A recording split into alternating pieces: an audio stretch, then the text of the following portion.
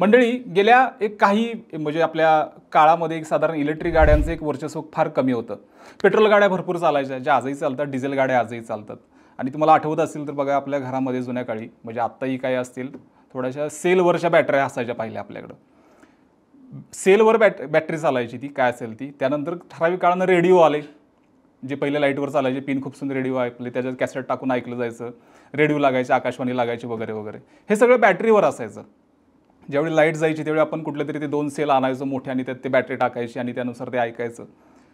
हळूहळू हा कालखंड ह्या यांत्रिकीकरणाचा एका अशा टप्प्यावर आलेला आहे की आता इलेक्ट्रिक गाड्यासुद्धा अशा ह्या चार्जिंगच्या बेसवर त्या बॅटरीच्या बेसवर आलेल्या आहेत की साधारण एवढी बॅटरी असते. सरकार तुम्हाला त्याला काहीतरी अनुदान देतं त्या गाड्या खरेदी करण्यासाठी. आणि पेट्रोलपासून जे काही उत्सर्जन होतं किंवा जे काही त्रास होतोय पर्यावरणाचा वगैरे ऱ्हास होतोय, ह्या सगळ्याला एक कारण किंवा एक परवडण्यासाठी सुद्धा एक गोष्ट तुम्हाला इलेक्ट्रिक गाडी म्हणून तुम्हाला एक पर्याय चांगला सरकारनं प्रमोट केलेला आहे. तर हा जो एक कालखंड आहे की एका काळात बॅटरी तुमची टॉर्च होती ती बॅटरीवर चालायची. त्यानंतर रेडिओ आला, टीव्हीसुद्धा काही छोटे छोटे आले होते, मोठ्या मोठ्या कंपन्यांनी काढले होते. खूप प्रगती होत होत आता ती प्रगती बॅटरीची गाड्यापर्यंत आलेली आहे आणि तुमच्या घरापर्यंत आलेली आहे.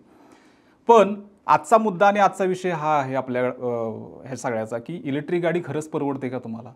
इलेक्ट्रिक गाड्या ज्या चार्जिंगच्या गाड्या आहेत त्या तुम्हाला परवडतात का पेट्रोल गाड्यांपेक्षा? का पेट्रोल गाडीच तुम्हालाच्यासाठी ती फायनल आहे? दोन्हीतली तफावत काय आहे? खर्च काय आहे? समजा पेट्रोल गाडी एवढी किलोमीटर चालली तर तिचा खर्च किती असणार आहे? इलेक्ट्रिक गाडी एवढी किलोमीटर चालली तर तिचा खर्च किती असणार आहे? त्याचा वार्षिक साधारण आपण खर्च देणार आहोत विथ विम्यासह. व्हिडिओ फार डिटेलिंग असणार आहे, सोपाही असणार आहे, तुम्हाला कळेल अशा भाषेत. त्याच्यामुळं पेट्रोल गाडी आणि इलेक्ट्रिक गाड्याची तफावत, दोघांचे फायदे तोटे, दोन्ही गाड्या परवडतात का? कुणाला इलेक्ट्रिक गाडी परवडेल, कुणाला नाही, कुणाला पेट्रोल गाडी परवडेल, कुणाला नाही. नुसती पेट्रोलच नाही तर त्याच्या डिझेलसुद्धा तुम्ही नोट करा जरी माझ्याकडून पेट्रोल शब्द गेला तरी. त्याच्यामुळे इंधनाच्या ज्या गाड्या असतील त्या गाड्या खरंच परवडतील का आणि नाही, ह्या संदर्भात आपण आणि इलेक्ट्रिक गाड्या संदर्भात आपण बोलणार आहोत. त्या व्हिडिओला मी फार सुरू करायला वेळ लावत नाही. नमस्कार, मी विकी आणि तुम्ही पाहताय विषयच भारी. मंडळी कसं आहे की साधारण इलेक्ट्रिक गाड्यांना ह्या गेल्या काही वर्षात आता सरकारने इतकं प्रमोट केलेलं आहे की त्यामध्ये तुम्हाला कितीतरी लोकांच्याकडे आता इलेक्ट्रिक गाड्या दिसायला लागलेल्या आहेत. मधल्या काळात काही नवीन कंपन्या किंवा बाहेरच्या परदेशी कंपन्यासुद्धा भारतात आल्या, त्यांनी इलेक्ट्रिक गाड्या विकल्या. मी ओला वगैरेंची नावं घेईन किंवा आर्थर वगैरे जे काही कंपनी त्यांची नावं घेईन. हल्ली आता हिरो किंवा बजाज किंवा कायनेटिक ह्या सगळ्या कंपन्यांनी, भारतातल्या ट्रेंडिंग कंपन्यांनी इलेक्ट्रिक गाड्या काढायला सुरुवात केलेली. मार्केट चांगलं चाललं आहे. अगदी कुणी इमॅजिन केलं नसेल की एक रानात जाणारी महिला जिला एक लुना चालवायला यायची, स्कूटी चालवायला यायची, ती पेट्रोल भरायला तिच्या गावापासून 3 किलोमीटर जायची रोज, कारण त्यात पेट्रोल भरलं पाहिजे. मग ती गाडी यायची, मग त्याच्यावर चारा आणायचा वगैरे वगैरे आणि ते चारा घरी सोडायचा. पण गाडीत काहीतरी इंधन भरल्याशिवाय ती गाडी जाणार नाही तिथं ना. सो पेट्रोल तिला भरायला जावं लागायचं, तिच्या घराला कोणतरी गाडी माणूस तिथं जायचा. पण आज अशी अवस्था आहे की ती घरात ती गाडी तिची चार्ज करते, लुना वगैरे किंवा तिची स्कूटी वगैरे, आणि ती एकटी जाते आणि एकटी आणते ना. त्याला पेट्रोलचा खर्च आहे ना काही आहे. तर हा जो एक मोठा प्रवास आहे गाड्यांच्या प्रवासातला एक मोठा हा टप्पा आहे, जो बदलाचा टप्पा त्याला आपण म्हणू, हा फार चांगला झालेला आहे असं मी 100% म्हणेन. का तर लोकांचा वेळ वाचतो इलेक्ट्रिक गाड्यांनी. आणि इलेक्ट्रिक गाड्या इतक्या आता लोकांच्या दारात दिसायला लागलेल्या आहेत की पूर्वी काही वर्षे अगदी 10 वर्ष नाही, ह्या 2-3 वर्षातला किस्सा सांगतो तुम्हाला. 2 वर्षापूर्वी फक्त इलेक्ट्रिक गाड्या शहरात असायच्या, त्यातल्याही 4 व्हीलर, 2 व्हीलर तर नसायच्याच, ओला वगैरे असायच्या. पण लोकांना मेंटेनन्सचा वगैरे काय प्रॉब्लेम यायचा किंवा काय. पण आत्ताच्या काळामध्ये इलेक्ट्रिक गाड्यांनी इतकं मार्केट खाल्लेलं आहे की पेट्रोल गाड्यांना सरकार स्वतःच मागं टाकतंय डिझेल गाड्यांना आणि इलेक्ट्रिक गाड्यांना पुढं आणते, त्याला सबसिडी वगैरे देते. तर आजचा मुद्दा आपला असाच आहे, इलेक्ट्रिक गाडी परवडते का? खरंच परवडते का? हा एक जास्त मुद्दा. आणि पेट्रोल गाडी ही तुम्हाला खरंच परवडते का? दोन्हीतल्या तफावती काय आहेत? दोन्हीचे फायदे तोटे काय आहेत? रक्कम तुमची वर्षाची किती जाते एका पेट्रोल गाडीला, डिझेल गाडीला? इलेक्ट्रिक गाडीचा तिचा तुलना आपल्याला करायची आहे. यासाठी मी व्हिडिओला सुरुवात करतो मंडळी. साधारण याच्यामध्ये काय आहे की आपण सुरुवात करूया या दोन्हीच्या गाड्यातला फरक मधनं. बॅटरीची जी गाडी आहे तुमची, इलेक्ट्रिक जी गाडी तुमची असते ती तिला चार्जिंग करावं लागतं. आणि पेट्रोल गाडीला काय आहे की साधारण तुमच्या घरापाशी पंप असला तर तुमचा फायदाच आहे. काय नाही, हाकेच्या अंतरावर गेला तरी तुम्ही थांबू शकता, इथं 2-4 मिनटं लाईनीत थांबता, पेट्रोल भरता. इलेक्ट्रिक गाडीचं कसं आहे, तुम्हाला कुठं जायचंच नाही, म्हणजे घरानं पावलंही टाकायचं नाही. आहे या तुमच्या कपड्यावर तुम्ही गाडी तिथं घरातल्या घरात चार्जला करू शकता. बाहेर जाण्याचा खर्च नाही, काही नाही. युनिटचा तुमचा काय असेल तो खर्च फक्त येईल. देखभालीचा खर्च आता काय तर सांगतो तुम्हाला. आता देखभालीचा खर्च कसा इलेक्ट्रिक गाड्यांचा, तो फार कमी असणार आहे. म्हणजे त्याला काहीच नाही, म्हणजे स्क्रू पण नाही आहे त्याला. जे काही कंपनी फिटेड स्क्रू असतील किंवा जे काही तुमचं असेल, मोठ्या गाडीचं बोनेट असेल वगैरे काय पुढं काय, किंवा जे काय असेल डिकी वगैरे, फार कमी त्याला खर्च आहे. इलेक्ट्रिक गाड्यांना स्क्रू वगैरे कसलेही पार्ट्स नाही आहेत जास्त, बॅटरी सोडून महत्त्वाची. तुमच्या डिझेल गाड्यांना, पेट्रोल गाड्यांना प्रत्येक गोष्टीला तुम्हाला स्क्रू आहे. म्हणजे एखादा स्क्रू पडला तरी तुम्हाला ती गाडी खडखड खडखड खडखड वाजत राहते. त्याच्यामध्ये आणखीन असं होतं की आपल्याकडचे रस्ते तुम्ही आता बघितलेत काय अवस्था आहे पावसाळ्यात वगैरे, ह्याच्यात गाड्यांचा मेंटेनन्स वाढतो. म्हणजे उन्हाळा असो, पावसाळा असो, हिवाळा असो, गाड्यांचा मेंटेनन्स हा कायम राहतो. कुठल्या गाड्यांना? पेट्रोल डिझेल गाड्यांना. लाईटच्या गाड्यांना तुमचा मेंटेनन्सचा खर्च फार कमी आहे, सर्व्हिसिंग कॉस्टही त्याची फार कमी आहे. खर्च कधी निघतो त्याचा? 7 ते 8 वर्षानं, किंवा त्या बॅटरीची लाईफ जी कंपनीने दिलेली आहे त्या काळाच्या आसपास थोडासा तुमच्या वापरण्यावर खर्च निघतो. आता पर्यावरण थोडंसं बघूया आपण. पर्यावरणाचा मुद्दा असंही माणसं दुर्लक्ष करतात, म्हणजे की त्यात प्रचंड विरोधाभास आहेत, पण तरीसुद्धा आपण तो घ्यायचा आहे मुद्दा. का तर इलेक्ट्रिक गाड्या ह्या पर्यावरणाला फार पूरक आहेत. आवाज करत नाहीत, महत्त्वाचं. गाडी शेजारनं गेली तरी आवाज येत नाही आपल्याला. गेल्यावर कळतं अरे हा इलेक्ट्रिक गाडी होती. म्हणजे आता F1 रेससारख्या किंवा कुठल्या त्या ह्याच्यातसुद्धा त्या इलेक्ट्रिक गाड्या त्यांनी काढलेल्या आहेत. बुलेट येते इलेक्ट्रिक. म्हणजे बघा, आता विचार करा. तर ह्या सगळ्या प्रकार बघतात. ध्वनी प्रदूषण फार कमी होतं इलेक्ट्रिक गाड्यांचं. वायू प्रदूषण फार कमी, म्हणजे नाहीच आहे इलेक्ट्रिक गाड्यांना. त्याच्यामुळं हा एक त्याचा फायदा आहे. दुसरी गोष्ट कसं आहे की इंधन भरण्याची एक, म्हणजे तुमचं पेट्रोल भरण्याचा जो वेळ आहे ना, डिझेल पेट्रोल भरण्याचा, तो खूप वेळ जातो. मी मागाशी तुम्हाला एक उदाहरण दिलं की एक गावाकडचा माणूस आहे. तो माणूस काय करतो? त्याला पेट्रोल भरायचे 3 दिवसाला, त्याला पेट्रोल बाबा 100-200 रुपये. आता 100चं पेट्रोल सोडूनच द्या, किमान 500चं पेट्रोल तुम्हाला 2-3 दिवसाला लागतं. मग ते भरायसाठी तुम्हाला जायचं आहे पंपावर. पंप आहे तुमच्या गावापासून 4-5 किलोमीटर. ते 4 किलोमीटरचं यायचं, 4 किलोमीटर यायचं, 8 किलोमीटरचं पेट्रोल तुमचं नुसतं पेट्रोल भरायसाठी गेलं, ते तुम्ही मायनसच पकडायचं. हा जर वर्षभराचा खर्च काढला ना, तर तो खर्च भरपूर आहे. का तर तुम्ही फक्त आणाय जाता आणि परत येताय घरी. तर हा जो सगळा खर्च आहे हा पेट्रोलमध्ये जास्त जातो. आपण ह्याकडे लक्ष देतच नाही. आपण फक्त खर्च कोणता पकडतो? मला इथं जायचं, मला तिथं किती खर्च येईल. पण त्यासाठी तुम्ही वर्षभरात ज्या पंपापर्यंत तुम्ही गेलाय, तो येण्या जाण्याचा खर्च जर डिटेल काढला तर तोही तेवढाच बसतो.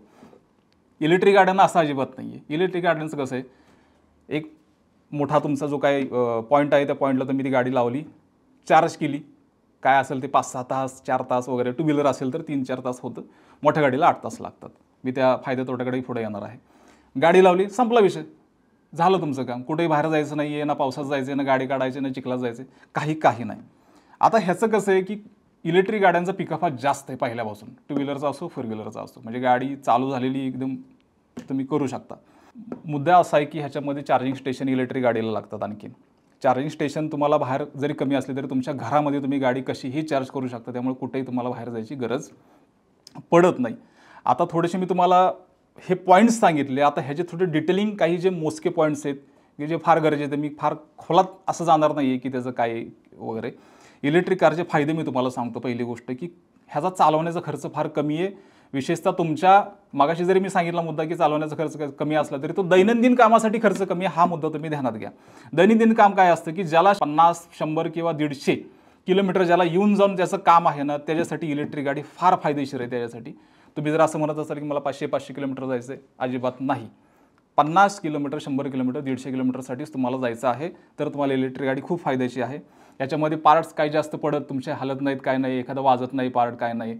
साधारण नवी गाडी घेतली की आपल्याकडचे रस्ते तुम्ही बघितलेले आहेत काय अवस्था आहे पेट्रोल डिझेल गाड्यांसाठी. तर इलेक्ट्रिक गाडीला असं काही नाही आहे. म्हणजे मी फायदे तुम्हाला भरपूर सांगितले. थोडे तोटे आपण बघूयात इलेक्ट्रिक गाड्यांचे काय आहेत ते. तर ह्याच्यामध्ये काय होतं की साधारण इलेक्ट्रिक गाडी, पेट्रोल गाडी ज्यावेळी तुम्ही नवी खरेदी करता तर ह्या तफावत तुम्ही बघितली ना, ही तफावत कशी आहे माहिती आहे का?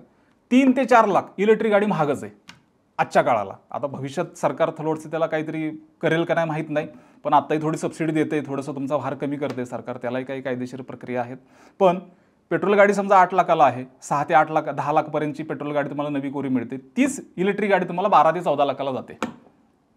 हा एक तफावत, म्हणजे हा एक तोटा आहे तुमचा. म्हणजे ते तुम्हाला 4 लाख, 4.5 लाख, 3.5 लाख, 2 लाख एक्स्ट्रा हे मोजावे लागतात. हा एक त्याचा तोटा आहे. दुसरा ह्याचा तोटा काय आहे पेट्रोल इलेक्ट्रिक गाडीचा? साधारण की तुम्हाला चार्जिंग स्टेशन्स आहेत. तर चार्जिंग स्टेशन काय करतात की तुम्हाला घरापासून लांब जायचं आहे. पेट्रोल गाडीला कसं आहे की कसंही जावा, दारात पंप आहे किंवा बाजूला पंप आहे किंवा कुठे 10 किलोमीटरला पंप आहे, निघालाय तुम्ही, हाय मला जायचं, मला आज दिल्लीला जायचं, मला इकडे जायचं, मला जाताना भरपूर पंप असणार आहे, मी ते पेट्रोल कुठे टाकू शकतो. इलेक्ट्रिक गाडींचं तसं नाही. तुम्हाला येता जाता थोडे चार्जिंग स्टेशन पंप बघावे लागणार आहेत. कुठलंही काही पेट्रोल जसं कॅरी करतो तसं काय बॅटरी कॅरी करता येणार नाही, काही नाही. आता पेट्रोल गाड्यांचे थोडेसे मी तुम्हाला फायदे तोटे सांगतो, मग आपण परत ह्या मुद्द्याकडे बोलूयात. ह्याच्यामध्ये काय आहे की इलेक्ट्रिक कारच्या तुलनेत सुरुवातीचा खर्च ह्याचा फार कमी असणार आहे.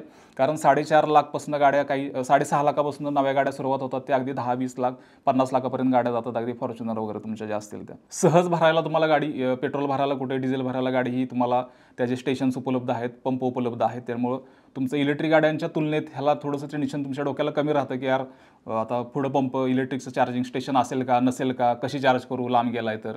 बरेच व्हिडिओसुद्धा तुम्ही पाहिले असतील की आता लोकांच्या गाड्या रस्त्यातच बंद पडल्यात आणि का थांबलाय, म्हणजे ज्याला मदत करायची इच्छा आहे तो सुद्धा त्या गाडीला काय करू शकत नाही, कुठून आणणार तिथं वायर किंवा चार्जिंग स्टेशन. तर अशा गोष्टी इलेक्ट्रिक गाड्यांच्या बाबतीत होतात. त्यामुळे पेट्रोल गाड्यांचे हे फायदे असे आहेत. आणि ह्याचं काय की इंजिन तुम्हाला ह्याच्यामध्ये दिलेलं आहे कंपनीने पेट्रोल डिझेल गाड्यांना, की बाबा 1000 CC, 800 CC, 1200 CC, 2000 CC, 2500 CC वगैरे वगैरे पुढं काय काय. त्याच्यामुळे काय की भलेही इलेक्ट्रिक गाड्यांना पिकअप असला तरी ह्या गाड्या अगदी बिंदासपणे, पेट्रोल गाड्या तुम्हाला ह्या चांगल्या मायलेज देतात किंवा एक ताकद देतात तुम्हाला. आता ह्याचे तोटे मी तुम्हाला सांगतो पेट्रोल गाड्यांचे. तर काय आहे की वर्षभर तुम्ही पेट्रोल भरता, डिझेल भरता ह्या गाड्यांचं, वर्षभर असा एक खर्च जर काढला ना तर तो खूप आहे खर्च. साधारण नाही म्हटलं तरी तुमचा, मी तुम्हाला डिटेल पुढं देईन त्याची काय ती. याच्यामध्ये वायू प्रदूषणसुद्धा जास्त होतं. दुसरी गोष्ट, जे काही पार्ट्स आहेत तुमचे त्याचा खर्च तुम्हाला लागतो, मेंटेनन्स खर्च लागतो. एखादा स्क्रू गेला, तो नाही तुम्ही 6 महिने बसवला, 6 महिन्यानं दुसरा स्क्रू उचकाडतो, परत त्याला काहीतरी होतं. त्यापेक्षा तुम्ही जागेवरच त्याचा मेंटेनन्स केला तर तो किरकोळ खर्च तुमचा मेंटेनन्स वाढत असतो.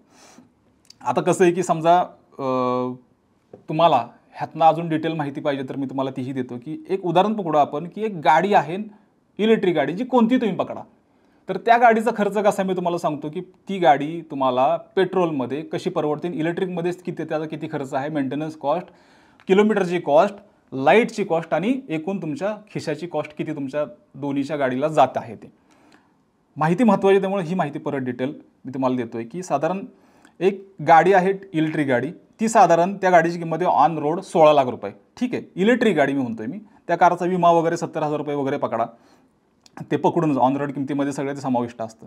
आता साधारण तुमची रेंज जी आहे ती 453 किलोमीटर तुमची त्याची रेंज त्या गाडीची कंपनीने दिलेली आहे प्रति चार्ज.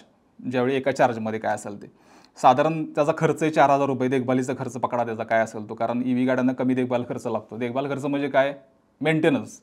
तर याच्यामध्ये टाटाची गाडी घ्या किंवा इतर कोणत्याही, कियाची गाडी घ्या, कोणतीही गाडी घ्या, तर एका चार्जसाठी अंदाजे साधारण पकडा ही मोठी गाडी तुम्हाला 30 युनिट तुमचं वापरते. 30 युनिट. तर 30 युनिट वापरताना एका युनिटची किंमत आहे 7 रुपये. तर असं गृहीत धरा की साधारण 10,000 किलोमीटर कव्हर करायला तुम्हाला जी घेतलेले युनिट्स आहेत तुमचे ते जर गुणिले केले, म्हणजे 10,000 गुणिले 30 युनिट वगैरे, तर ह्या पद्धतीनं तुमचं साधारण जी कॉस्ट आहे, म्हणजे गाडीला लाईट किती लागली तर ती 4,634 रुपये असेल. किती, 4,634 रुपये. असे एकूण जर तुमचे 600 एक काही जे काही युनिट्स आहेत तुम्ही जर काढले, समजा आता ते 662 एकूण जर युनिट काढले किंवा प्रतिवर्ष त्याला जर 7 गुणलं तुम्ही जे काही युनिट्स आहेत, तर तो खर्च साधारण पेट्रोलच्या फार कमी येतो आणि डिझेलच्याही फार कमी येतो. असं एक हात काढलेला आहे अंदाज. आता बाकी वापरणं तुमच्या हातात आहे, तो 19-20 होऊ शकतो, पण इलेक्ट्रिक गाडी ह्याच्यामध्ये फार तुम्हाला परवडते. आता साधारण मी तुम्हाला डिटेल अजून देतो की इंधन खर्च 4,634 पकडा म्हणजे इलेक्ट्रिक गाडीचा, देखभाल खर्च 4,000 पकडा, मेंटेनन्स वगैरे ह्याचा एकूण जर काढला ना तर 8,634 रुपये किंवा 9,000, 10,000 राऊंड फिगर पकडा. आता ह्याच्यामध्ये काय आहे की विमा खर्च जो असतो ना, तो विमा खर्च बहुतेकदा ऑन रोड तुमचा त्या गाडीमध्ये समाविष्ट केलेला असतो. त्याच्यामुळे EV गाड्या ह्या फार परवडतात, हे तुम्हाला मी आवर्जून सांगेन. आता पेट्रोल किंवा डिझेल गाड्या ह्याच्यामध्ये मी तुम्हाला येतो. कोणती, तीच गाडी पकडा जी तुम्हाला वाटते ती गाडी, तीच गाडी पेट्रोलमध्ये समजा असेल ना तर त्यालाही आपण असंच लावू की साधारण तिची किंमत 8 लाख किंवा 9 लाख किंवा 10 लाख पकडा. तर तिचा विमा खर्च वगैरे तिच्या त्या ह्याच्यातच सगळा पहिला असतो. 17 किलोमीटरचं समजा तिचा ॲव्हरेज आहे, बरोबर आहे. तर 17 किलोमीटरसाठी तिचा ॲव्हरेज मोजण्यासाठी आपल्याला पेट्रोल सरासरी 100 रुपये प्रति लिटर आता चाललेलं आहे. महाग वगैरे कमी जास्त होत असतं, पण 100 रुपये राऊंड फिगर पकडा असं गृहीत धरा. आणि एका वर्षानं कारला वापरलेले समजा जे एक काही पेट्रोल डिझेल असेल ते 590 लिटर असेल किंवा 600 लिटर पकडा. तर 10,000 किलोमीटरचा आपण हिशेब लावू, जो इलेक्ट्रिकला लावला होता किलोमीटरचा, तोच 10,000 गुणिले समजा 17 ॲव्हरेज पकडा आपण, ज्याचं जातं साधारण रक्कम किती जाते ते 59,000 किंवा 60,000 तुमची रक्कम जाते बघा. आणि ही 590 गुणिले 10,000 जे असेल तर त्याच्यात ही ती जी तुमची गाडी जी पकडली तर ह्याला खर्च किती लागला, साधारण 59,000 ते 60,000 रुपये, किंवा तो 1 लाखावर जाईल, 17,000 येईल, 40,000 सुद्धा येईल, 80,000 जो तुमचा वापरण्यावर आहे तो. तर साधारण त्याला इंधन खर्च किती लागला तुमचा, 59,000चा खर्च लागला तुमचा, म्हणजे डिझेल पेट्रोलचा. देखभाल खर्च मी फक्त इंधन तुम्हाला सांगितलं, देखभाल खर्च तुमचा जो काय असेल तर 8,000 असेल आणि एकूण खर्च हा 67,000 त्यावेळी असेल. म्हणजे मी जो आकडा काढला आहे तो, कारण तुमचा आकडा वेगळा असू शकतो पण तो वाढताच असेल एवढं मी तुम्हाला सांगतो. आता वर्षभरासाठी समजा आपण एका पेट्रोल किंवा इंधन डिझेल गाडीला 67,000 खर्च करतो, मेंटेनन्स पकडून सगळं करून. अशात इलेक्ट्रिक जी गाडी आहे ना ती तुम्हाला कधीही परवडते. कारण मी तुम्हाला वर खर्च सांगितलं किती झाला आहे, 8,000च खर्च आहे त्याचा आणि तुमचं जे काय असेल ते. पण तो 8,000 का कमी आला आहे ह्याचं रिझन तुम्हाला देतो. तुमची येण्या जाण्याची जी रेंज आहे ती साधारण तुम्हाला 100 ते 150 ते 200 किलोमीटरच असली पाहिजे तरच. तुम्ही म्हणाल मला कुठेतरी लांब जायचं आहे, मला तेवढा खर्च अजिबात नाही. इलेक्ट्रिक गाड्यांचं चार्जिंग स्टेशन अशी कमी आहेत. ते सगळ्यात मोठा तोटा इलेक्ट्रिक गाड्यांचा आहे की तुम्हाला यायचं जायचं कुठेतरी सिटीला सिटीत प्रवास करायचा आहे, सगळ्यात बेस्ट तुमच्यासाठी इलेक्ट्रिक गाडी असणार आहे. पेट्रोल गाड्या अजिबात वापरू नका सिटीमध्ये तुम्ही असाल तर. मध्ये 2 व्हीलर असेल किंवा 4 व्हीलर असेल तर हे माझं सजेशन असेल, बाकी मर्जी तुमची असणार आहे. पण याच्यामध्ये मंडळी असं आहे की काही गोष्टी अशा आहेत की इलेक्ट्रिक गाड्यांना तुम्हाला साधारण पर्यावरणपूरक असल्यामुळे तुम्हाला ते सोप्या पडतात का? हो, ते तुम्हाला सोप्या पडतात. पिकअप चांगला आहे, आवाज कमी आहे, तुम्हाला फक्त हॉर्न त्याचा वाजवायचा आहे, तेवढाच आवाज येणार, तर कसलाही आवाज नाही आहे. दुसरी गोष्ट, तुम्ही इलेक्ट्रिक गाडी असल्यामुळे स्वतःहूनच गाडी स्लो चालवता, त्याच्यामुळे तुम्हाला कुठेही कसलंही नॉईज नाही तुमचा होत किंवा तुम्हाला कुठेही गडबड नसते. कारण तुम्हाला चार्जिंग संपल्याने थोडंसं एक ॲव्हरेज तुम्हाला स्वतःहून सेट झालं की तुम्ही त्या पद्धतीने स्पीडनंच गाडी चालवता. त्याच्यामुळे कुठे गाडी तुम्ही पळवत नाही, रॅश ड्रायव्हिंग तुमच्याकडनं होत नाही, तुम्ही नियमानुसारच गाडी चालवता. पेट्रोल डिझेल गाड्यांचं तसं नाही आहे. वाटली मर्जी, रेस पिळली, गेला पुढं, काय झालं आणखीन तुमची मर्जी. तर या गोष्टी अशा असल्यामुळं एक ह्या साऱ्यातनं तुम्हाला मी आत्ता एक तफावत सांगितली की किंमतीचा देखभालीचा खर्च काय असेल, मेंटेनन्सचा खर्च काय असेल, परवडण्याचा खर्च काय असेल इलेक्ट्रिकचा आणि ह्याचा. आता काही प्रश्न सतत विचारले जातात, ते कोणते ते मी तुम्हाला देतो. पेट्रोल कारपेक्षा इलेक्ट्रिक गाडी खरंच चांगली असते का? तर ते आता कसं आहे माहिती आहे का मंडळी, पेट्रोल कारपेक्षा इलेक्ट्रिक गाडी चांगली कोणाला वाटते? ज्याच्यासाठी ती गरजेची आहे त्याच्यासाठी. मी देताना माहिती तुम्हाला सारासार दिली की ही पण कशी आहे, ह्याचे फायदे तोटे काय आहेत वगैरे वगैरे. तुम्हाला मी एका गाडीचा खर्चही सांगितलं की साधारण एका गाडीला वर्षभरात खर्च किती येतो पेट्रोल आणि डिझेल इलेक्ट्रिक गाडीला, आणि तो इलेक्ट्रिक गाडीचा जास्त फार कमी आहे. जर तुम्ही त्या रेंजमध्ये गाडी पळवत असाल तर हे नोट करून घ्या. तर तुमच्या वापरण्यावर गाडी डिपेंड आहे की तुम्हाला पेट्रोल परवडेल का इलेक्ट्रिक. दुसरी गोष्ट, पेट्रोल कार आणि इलेक्ट्रिक कारमध्ये चांगलं काम कोण करतं? तर ह्याच्यामध्ये असं आहे की चांगलं काम असं काही नाही आहे, सगळ्या दोन्ही गाड्या चांगल्या आहेत. इलेक्ट्रिकला पिकअप जास्त आहे, डिझेलला थोडासा कमी असला तरी पेट्रोलला तो त्याची जाण्याची रेंज जास्त आहे. त्यामुळे असं काही नाही आहे, दोन्हीचं काम ह्या एकसारखं आपण पकडूयात, तिथं कोणती तफावत नाही आहे. आता इलेक्ट्रिक वाहनांना काही टोल वगैरे किंवा कर वगैरे लागतो का? तर हो, आयकर कायद्याच्या कलम 80 EEB अंतर्गत जे काय असेल कर्जावरील व्याजावर तुम्हाला साधारण 1.5 लाख रुपयापर्यंतची एक वजावट तुम्हाला ती मागितली जाते. आणि कधी कधी काय होतं, काही गाड्यांना काही राज्यात टोल नाही आहे, इलेक्ट्रिक गाड्यांना काही राज्यात आहे बोललं जातं अनेकदा. तर ह्या सगळ्या आणि 2019 केंद्रीय अर्थसंकल्पात ही तरतूद सादर त्यावेळी केली होती. हा मुद्दा एक नोट करून घ्या. आता इलेक्ट्रिक आणि पेट्रोल कारमधील रोड टॅक्समध्ये कोण मुक्त आहे? तर अनेक राज्यामध्ये इलेक्ट्रिक गाड्या ह्या टोल मुक्त आहेत, त्यांच्याकडून टोल घेत नाहीत. पण पेट्रोलला टोल द्यावा लागतो. म्हणजे हा खर्च आणखी वेगळा आला बघा पेट्रोल डिझेल गाड्यांचा, म्हणजे हा तर वेगळाच आहे आणखी. आता ह्याच्यामध्ये कोणती गाडी पळवापळवी पोरं करतात? इलेक्ट्रिक गाड्या असल्यामुळे गाड्या बिंदास पळवतात. हा काही एक कॉमन प्रश्न आहे की कोणती गाडी वेगवान आहे? तर असं काही नाही आहे, दोन्ही गाड्या वेगवान आहेत. आता कोणती गाडी खरेदी करावी? एक लास्ट क्वेश्चन तुम्हाला परत एकदा मी त्या मुद्द्यावर आणतो की कोणती गाडी खरेदी करावी.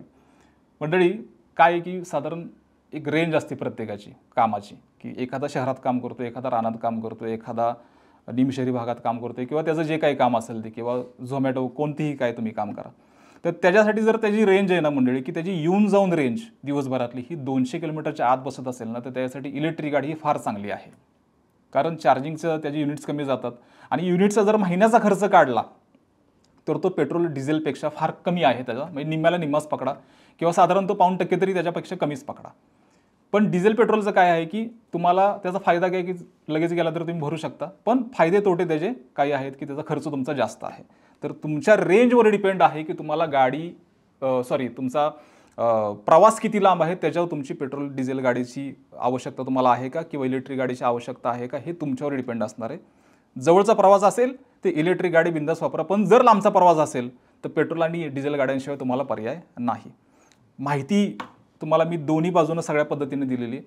तुम्हाला ह्याबद्दल काय वाटतं आम्हाला कमेंट करून सांगा, आणि अजून तुमचे काही प्रश्न असतील तर तेही आम्हाला कमेंटमध्ये विचारू शकता. आणि अशाच व्हिडिओसाठी विशेष भारीला फॉलो करायला आणि सबस्क्राईब करायला अजिबात विसरू नका. धन्यवाद.